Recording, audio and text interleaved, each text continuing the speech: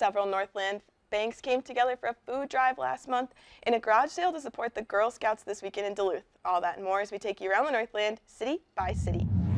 We start in Glenwood City, Wisconsin, where a Twin Ports native is making an impact through teaching.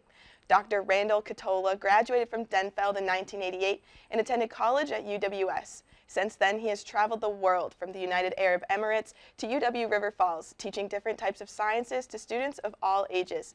He was recently selected as one of 3 finalists for the Presidential Award for Excellence in Math and Science Teaching. The award is considered the highest honor given by the U.S. government for STEM or computer science teachers. One person will be awarded $10,000 from the National Science Foundation, along with being invited to an awards ceremony in Washington, D.C. Next, we head to Moose Lake, where a food drive last month resulted in nearly 4,000 pounds of food for local shelters. Northview Bank hosted a food drive during the month of March at all 12 of their locations. The Sandstone branch collected the most, with over 750 pounds of food. The donations were distributed to several local nonprofits, including Family Pathways of Sandstone, the Moose Lake Area Food Shelf, the Floodwood Area Food Shelf, and several others.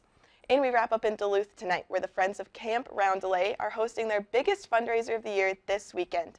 Camp Roundelay is a Girl Scout camp located in Minong, Wisconsin.